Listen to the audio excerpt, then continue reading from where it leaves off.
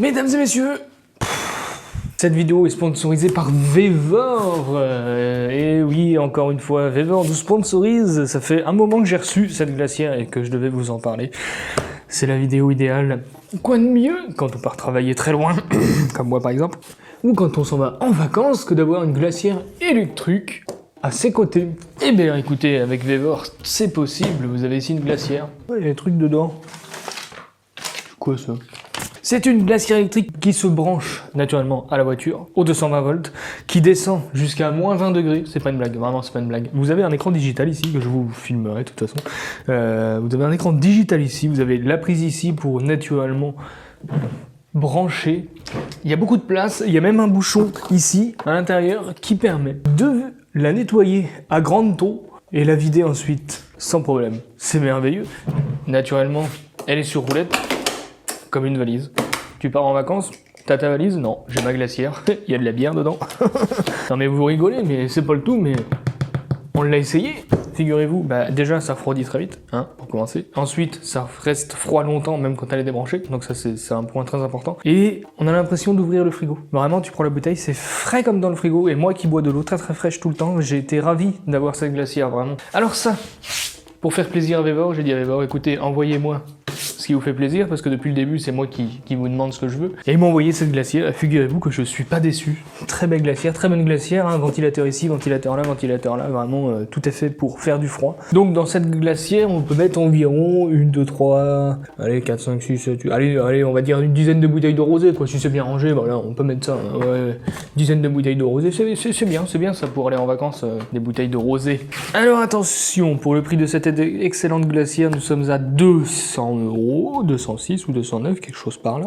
Mais bien sûr, avec mon code promo VV2324, vous avez une réduction de 5% sur votre commande, donc n'hésitez pas à aller voir ça. Le lien est en description. Merci à Vévor pour cette magnifique glacière qui roule en plus, hein. Bah, je vous l'ai dit de toute façon. Et moi ça m'arrange, hein, parce que j'en avais une qui déconnait. Là, je suis servi. C'est une glacière de qualité. Il est rare que je raconte des conneries. Donc vous pouvez aller voir. Allez, direction la route.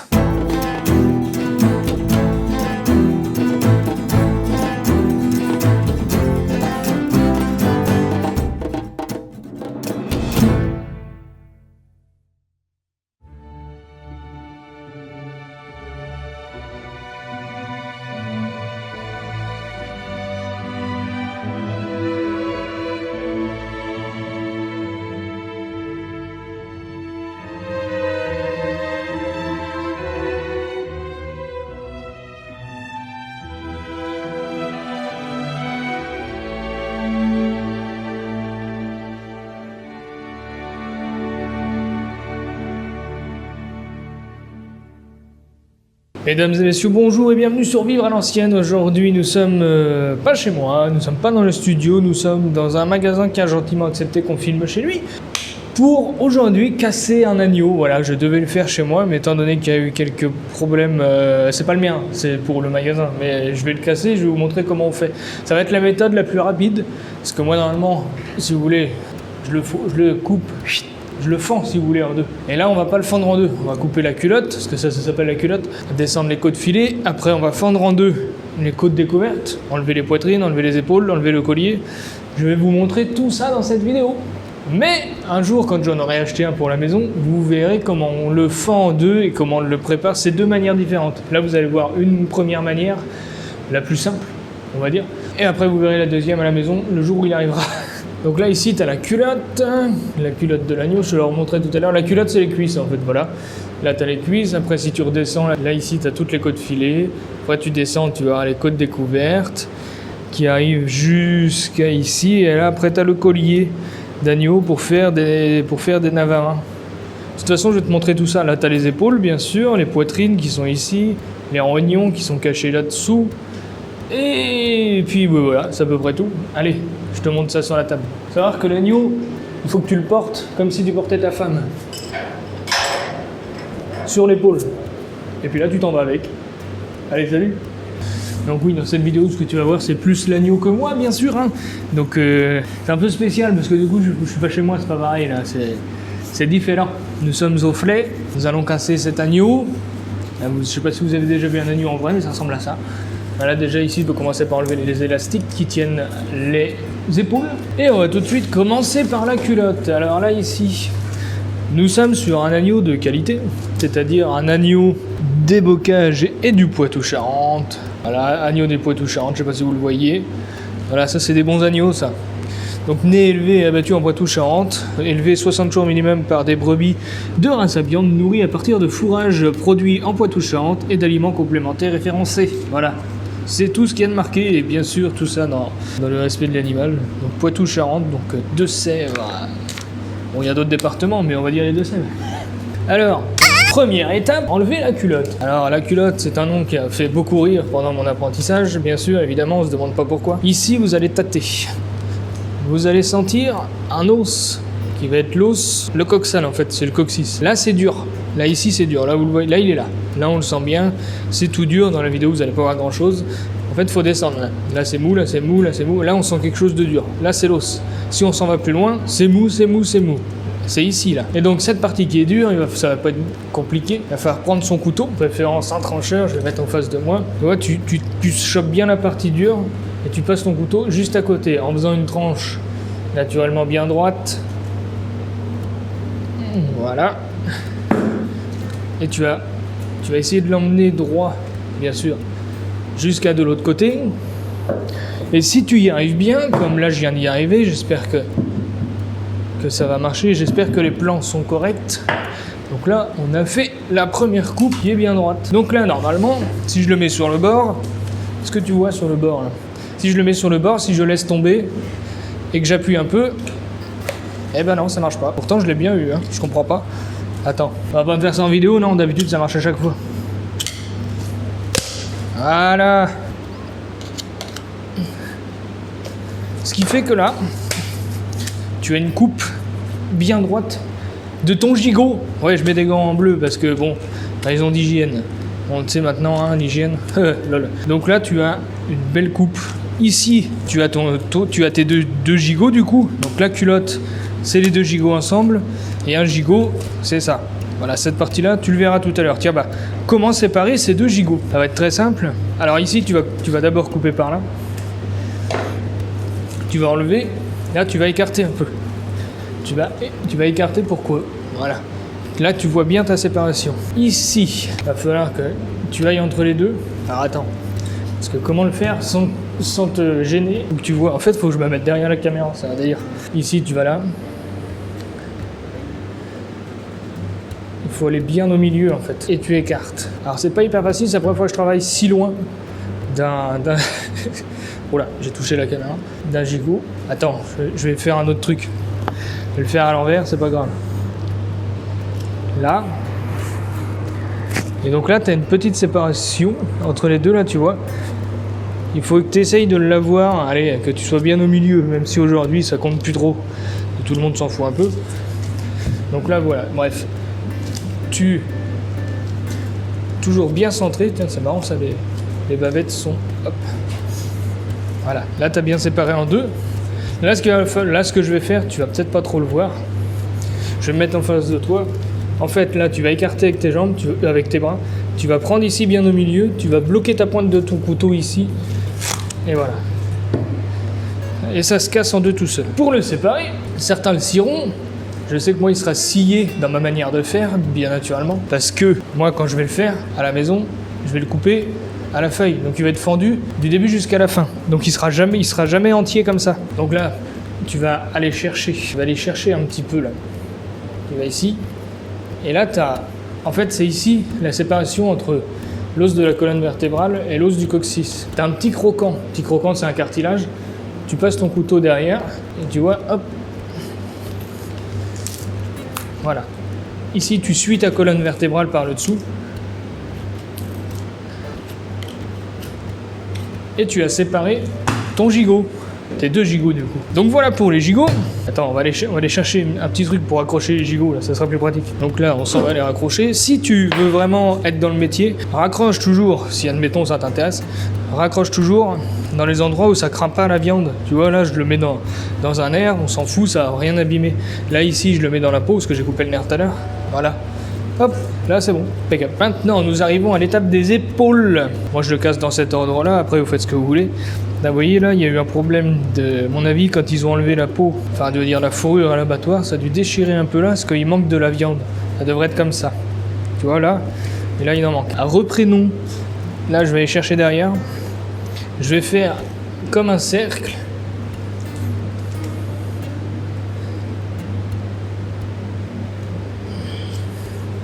Voilà, je vais tracer en rond pour avoir une épaule bien ronde en fait quand je vais l'enlever.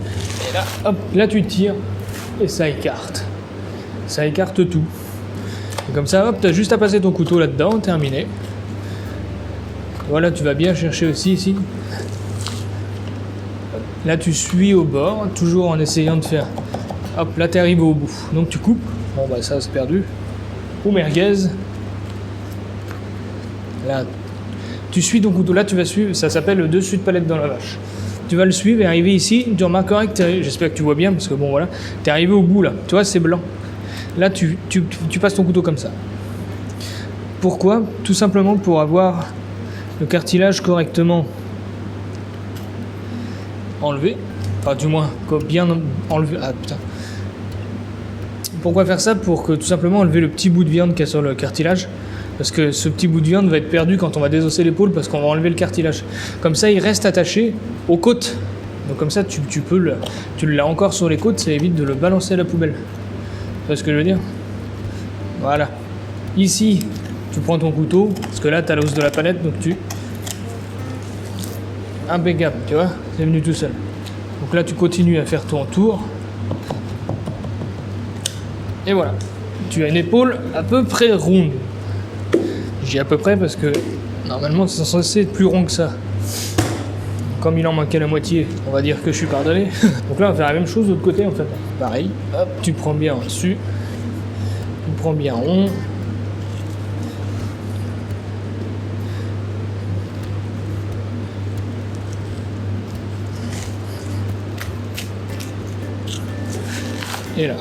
Et là tu tires. Tu tires. Toi, tu vas chercher ici, là, au bout du collier. Et voilà, là, t'es arrivé au bout. Hop. Là, toujours la même histoire que tout à l'heure. Hein. Avec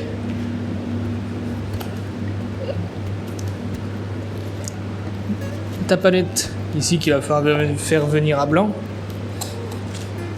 Et ici, la viande qu'il y a sur ta palette à garder sur l'agneau.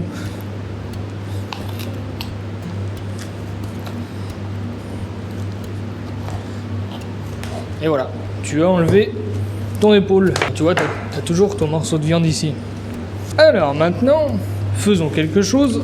Comment enlever les rognons? C'est pas compliqué. Voilà, tu les prends et tu tires.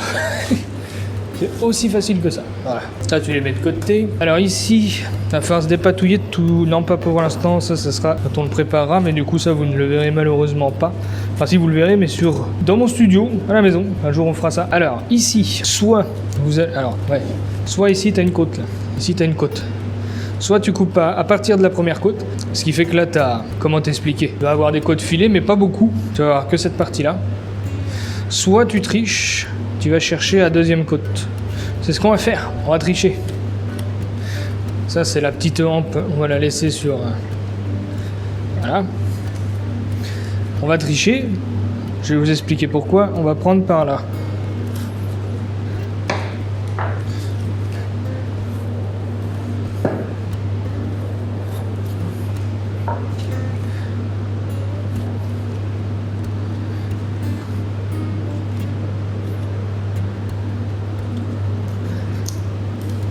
Là ici tu vois tu as une petite côte, voilà tu la fais sortir. Comme ça après tu peux couper bien droit. Une fois qu'elle est sortie, hop, voilà, tu peux retourner là-bas. Ici tu en as une autre à faire sortir. Donc tu la grattes et avec ton pouce tu appuies et elle sort. Tu vois elle est sortie. Voilà, là tu continues de descendre. Toujours en faisant attention de rester bien droit quand même. Voilà. Après tu grattes.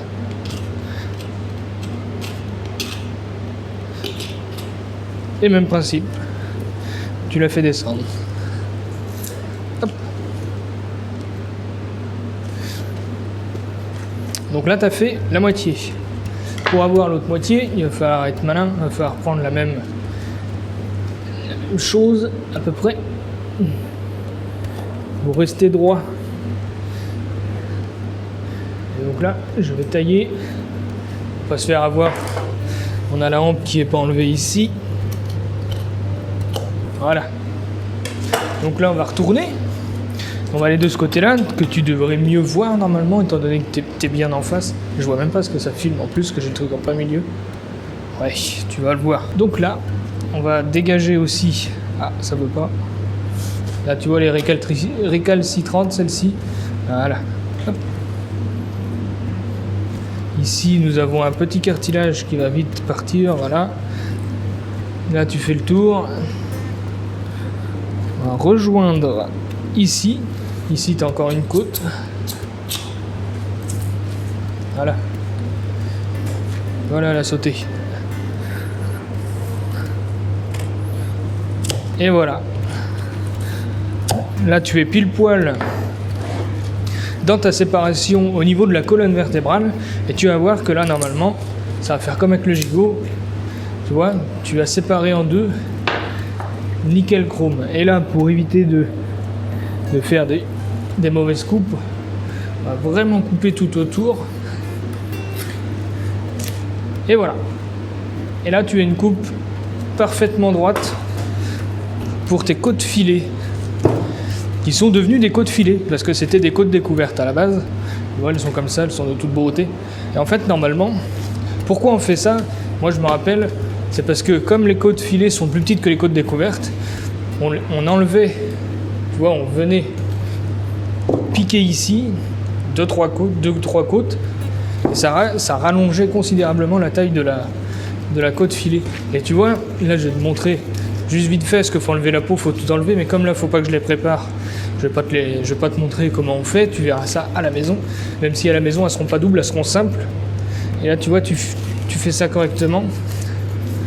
Et là, tu as des belles côtes, bien ficelées, bien enlever le gras, tout ça. Tu vois ici, quand ça dépasse, coup de couteau droit, ça va en merguez. Généralement, tu te démerdes pour pas que ça dépasse.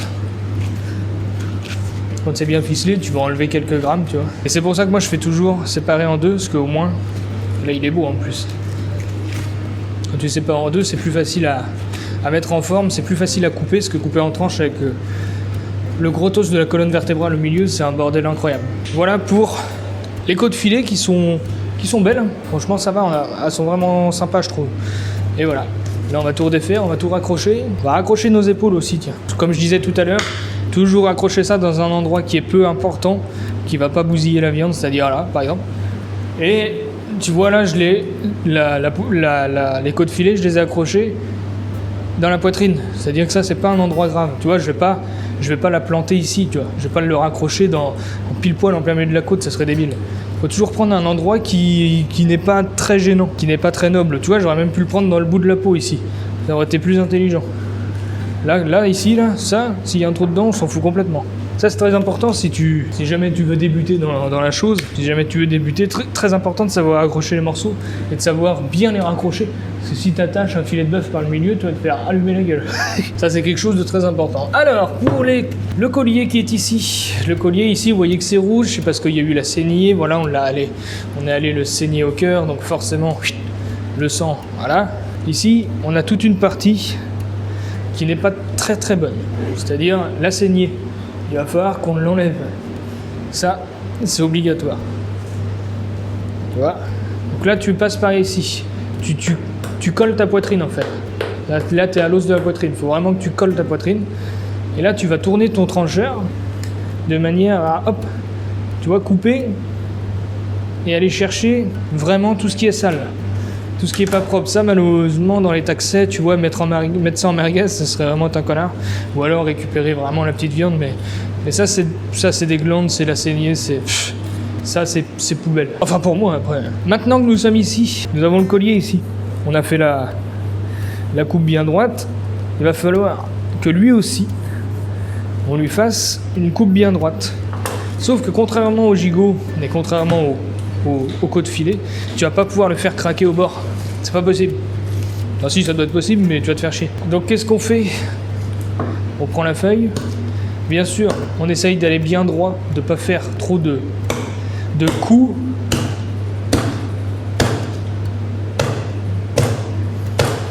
Et là, tu vois, voilà. Là, j'ai passé à travers, donc là, je vais bien le remettre droit par rapport à ma coupe. Et voilà. Nous avons enlevé notre collier, qui est bien droit lui aussi, même si ici, voilà, impeccable, de toute beauté. Nous avons un collier avec une belle tranche, tu vois. Ça, pour faire des navarins, c'est parfait. D'ailleurs, après, quand j'aurai fini, je te ferai un descriptif de tout ce que tu peux faire avec l'agneau.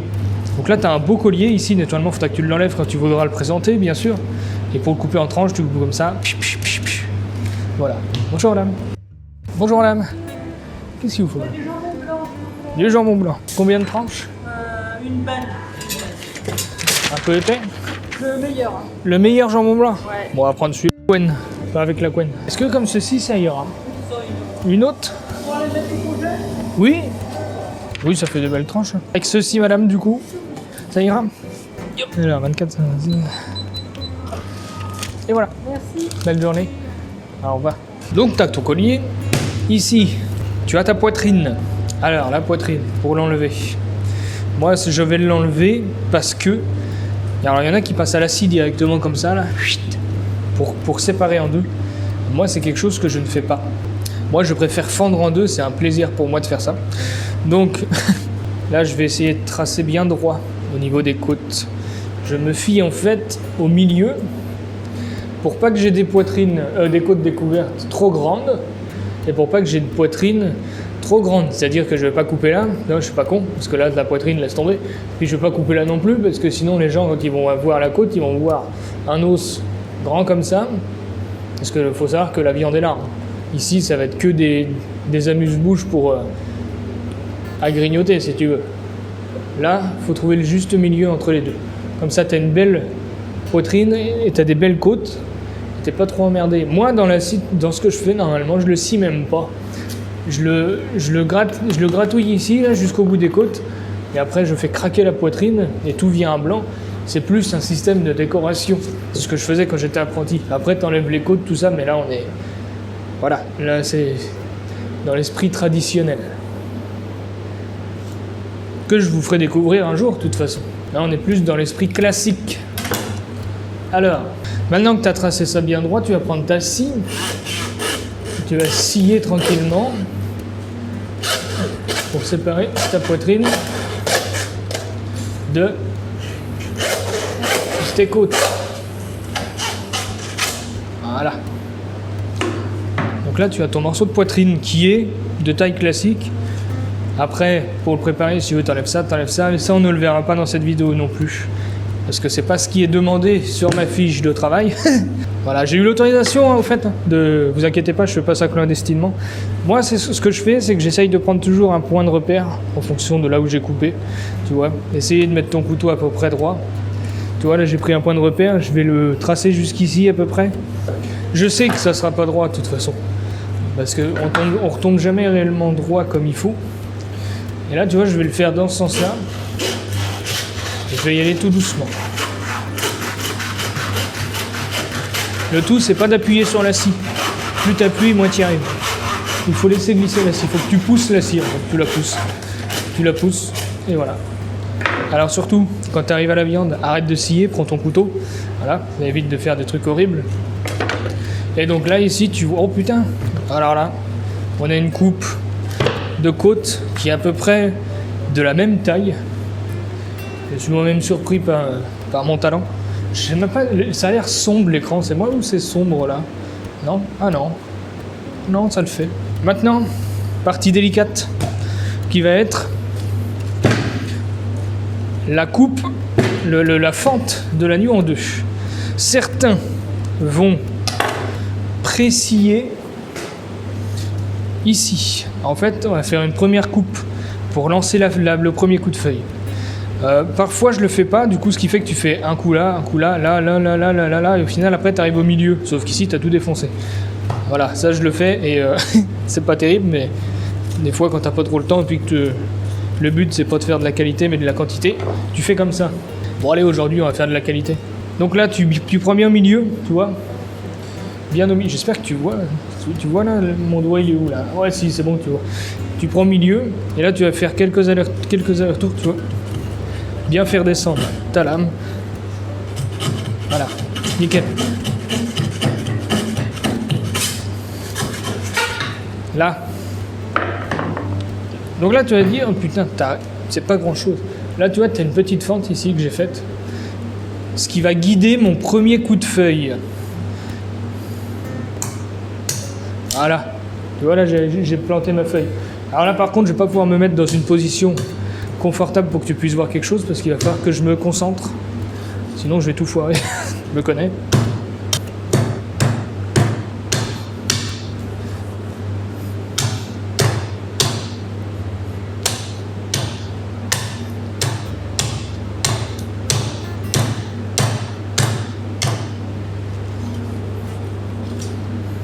Alors, pour suivre correctement ta coupe, en fait, il faudrait que tu aies la moitié de la moelle épinière ici, et l'autre moitié ici. Il faudrait vraiment que tu sois au centre. Pour suivre ton centre, tu vois, tu peux voir ici un petit peu, tu as une espèce de petit trait, on va dire, qui te file le droit chemin.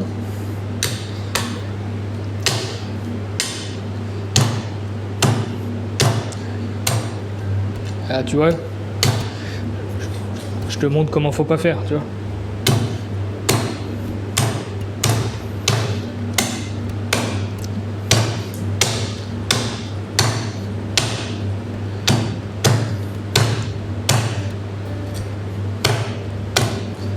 Là, tu coupes ici.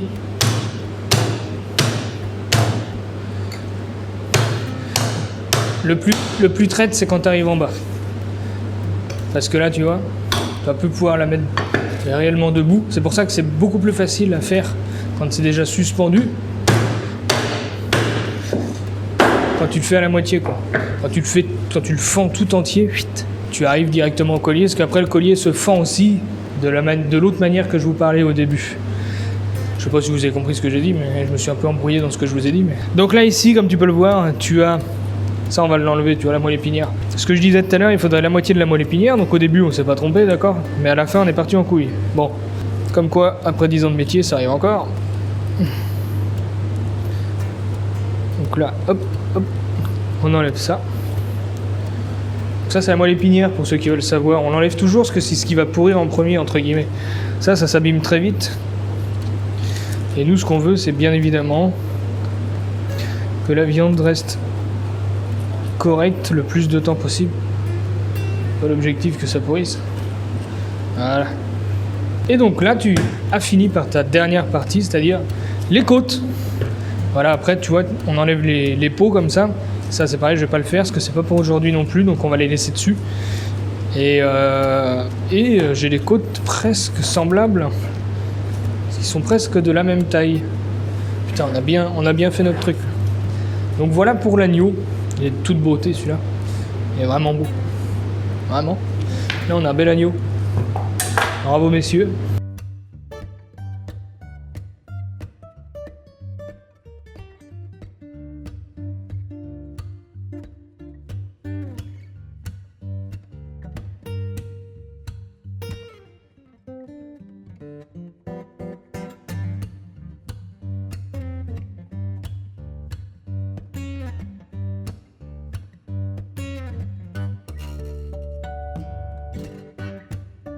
Voilà mesdames et messieurs, j'espère que cette vidéo vous aura plu. Moi c'est très perturbant de faire ça au boulot. J'ai vraiment pas l'habitude de faire ça au boulot, mais c'est marrant parce que du coup c'est moins chiant à faire étant donné que on est dans un endroit qui est fait pour. Du coup, parce que à la maison, quand je le fais, c'est un peu le bordel.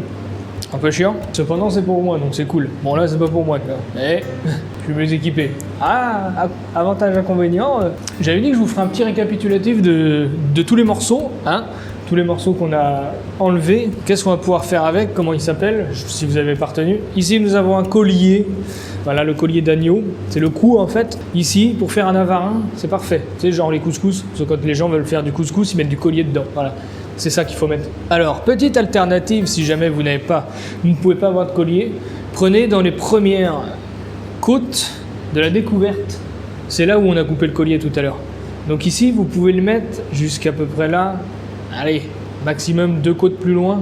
Vous pouvez toujours le mettre en avarin, ça marche, il n'y a pas de problème. Mais pas plus loin de 2 côtes parce qu'après c'est de la vraie côte, donc faut pas déconner non plus. Et donc là, magnifique pour faire des cuissons longues, des sautés, des navarins du coup, ce qu'on dit sauter, mais navarin d'agneau, parfait le collier, nickel. Ici vous avez l'épaule d'agneau, hein, bien sûr, qu'on a fait en rond, enfin en rond, pas vraiment rond parce que j'ai pas réussi à le faire comme je voulais, pourtant je sais faire parce que je l'ai fait rond d'habitude, c'est vraiment le stress de la vidéo. Oh, le stress, ça fait 2 ans qu'il fait YouTube, le stress de la vidéo. Et donc, avec ces épaules, ici vous avez la palette, vous enlevez la palette. Vous pouvez, alors il y en a qui les font au four, j'ai jamais essayé ça, faudrait que j'essaye un jour. Mais je sais pas si c'est bien, je pense plus que c'est à faire la cocotte. Étant donné que ça, désossé, tu coupes ça en petits cubes, tu fais ça en sauté d'agneau, tu te pètes la panse, impensable. C'est excellent. Après bien sûr, si tu veux que le jarret avec os, tu vas pouvoir faire une petite souris d'agneau, parce que ça marche aussi avec le jarret de l'épaule, hein. La souris d'agneau, même si la souris c'est plus dans le gigot, je te la montrerai après. Là tu peux tricher en faisant une souris avec le jarret avant, c'est-à-dire celui de l'épaule, donc c'est pas dérangeant. Voilà pour l'épaule. Ici la côte découverte qui va se faire griller à la poêle au barbecue sur la plancha. Parfait, vous pouvez faire ça, il n'y a aucun problème. Et qu'est-ce que vous pouvez faire d'autre avec? Franchement, à part faire griller, je vous le dis, les 2 premières côtes en avarin au pire, si vraiment vous avez envie, mais autrement... à griller sur le barbecue, à la poêle ou à la plancha, c'est parfait. Ici, nous avons côte filet. Côte filet, c'est pareil, c'est pour faire griller. Hein. Alors, ça peut se faire au four en gros morceaux comme ça. Quand on enlève l'os, tout ça, on peut le faire au four. Mais sinon, c'est plus pour faire griller à la poêle au barbecue, comme je disais tout à l'heure. Hein. Ah, nous avons du monde. Bonjour, qu'est-ce qu'il vous faut, monsieur l'homme? Vous n'avez pas d'onglet aujourd'hui. Hein. Comment? Vous n'avez pas d'onglet aujourd'hui de bœuf. Ah non, sinon il serait là directement. Prendre des escalopes Oui? dans la noix. D'accord. Alors bien fine, s'il vous plaît. Je ne sais pas encore combien. Comme ça? Très bien. C'est vous le chef. Ah, je suis pas chef d'ici, moi. Le client, c'est vous le chef. Ah là, pour l'instant, c'est... Bon, attends, parce que j'ai servi des gens, là, mais je sais plus ce que je disais, moi. Il veut quelque chose aussi, là. Oui, non, oui. Oui, non, oui, tu veux quelque chose? Je sais pas. Peut-être. Oui, non. Je regarde, j'hésite. Bonjour. Qu'est-ce qu'il vous faut, monsieur? Alors, colis. Ouais, bon, je sais que c'était pour crier. Je sais plus où j'en étais, là. Ah, voilà. Nous en sommes donc au gigot d'agneau, le gigot d'agneau qui est un morceau ça. Vous allez pouvoir le manger, ça sont des os, ici, vous avez la sève d'agneau. Pour faire un rôti, ici vous avez l'os au milieu, vous avez un gigot semi-désossé parce que vous avez encore la souris via l'os. Ça, vous faites ça au four. La cuisson lente, le gigot de 8 heures, je crois, 9 heures, ça existe, c'est à 120 degrés, je crois, pendant 9 heures, un truc comme ça. Il faut s'en occuper pendant 9 heures. Voilà, ici vous avez la fameuse souris que tu coupes ici, ça. Là tu as le jarret de l'agneau, qu'on appelle la souris. Voilà, c'est à peu près tout pour l'agneau. En fait, vous coupez les tranches bien sûr avec os ou sans os, le mieux c'est sans os quand même, faut pas déconner. Tu désosses tout, ficelles bien correctement. Et tu as des magnifiques tranches de gigot.